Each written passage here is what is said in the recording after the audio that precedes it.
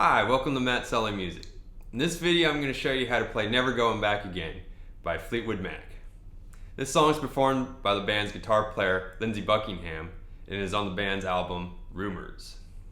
Before we get started, let's make sure we're in the right tuning. So this song is in drop D tuning, which means we're going to take the low E string and tune it down a whole step to D. So we have D, A, D, G, B, E. Next, we're going to get a capo and place it on the 4th fret on the guitar, like this.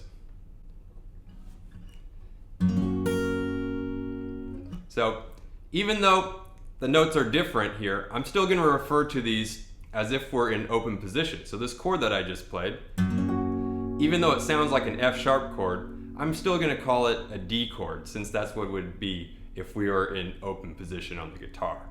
Alright, the next thing we need to talk about is the right hand technique that he's using for this song. This is a technique called Travis picking, named after the country guitar player and singer Merle Travis. It basically combines the thumb playing bass notes and the fingers playing chords. The way I like to think of it is the thumb controls the bass, so it's going to control the 6th string, 5th string, 4th string. Then your index finger is going to control the G string. Your middle finger is going to control the B string. And the ring finger is going to control the high E string. As a little disclaimer, this song is a very tricky song to play, and if you're new to Travis style picking, I'd recommend maybe playing something a little easier, like Landslide, which is also by Fleetwood Mac. Now that that's out of the way, let's get into the song. This tune can basically be broken up into two parts, an A section, or the verse, and a B section, or the chorus. For the A section, we're going to start with the D major chord down here. Now throughout most of the song, he's keeping this bass pattern going of 6th string to 4th string, and then 5th string, 4th string, like this.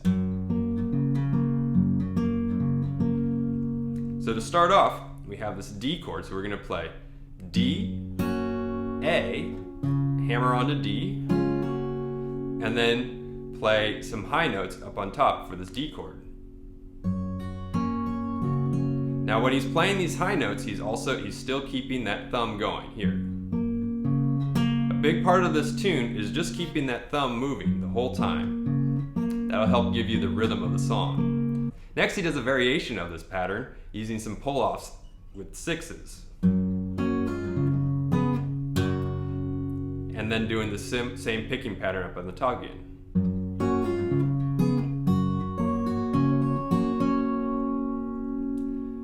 For the next part of this song, we get to this chord here. This part's really cool, but it's kind of tricky to play.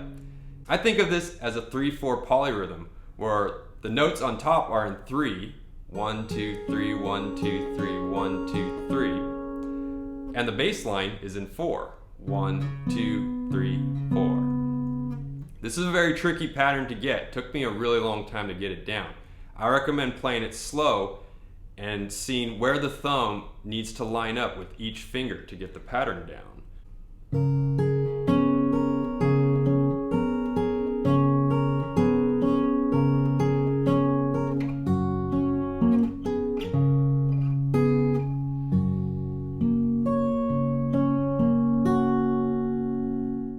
After that, he goes to another variation of the main riff, like this.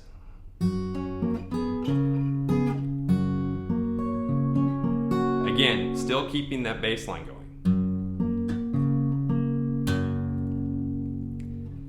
Here's how the A section goes slowly.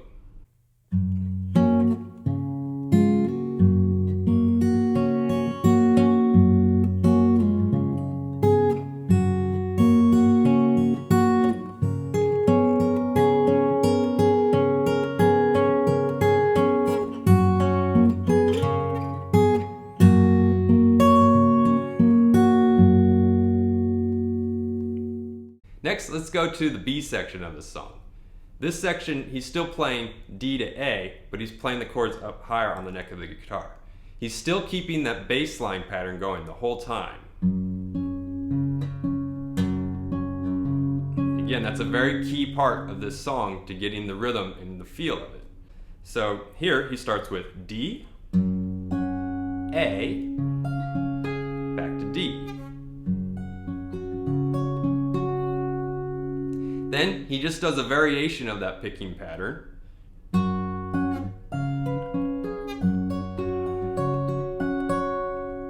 Then plays the original pattern again. After that, he goes to a B minor chord. So he plays B minor, F sharp minor 7, and then B minor 7, and then an A in the bass. So like this. And then that brings you back to the A section of the song for the main riff.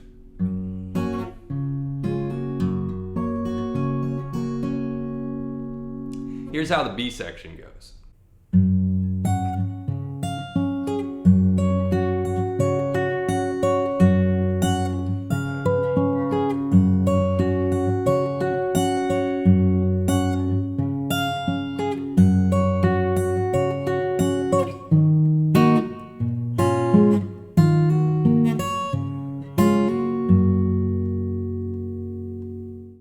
Alright, so that covers the parts to Never Going Back Again. The form and the chords are actually quite simple. What makes this song really challenging is getting the right hand technique down. I recommend practicing each part slow and making sure your thumb is lining up with the proper finger. Once you get the hang of it, you can start practicing to a metronome to get a rhythm for it. That's all for now. Thanks for watching. Don't forget to like and subscribe, and I'll see you in the next video.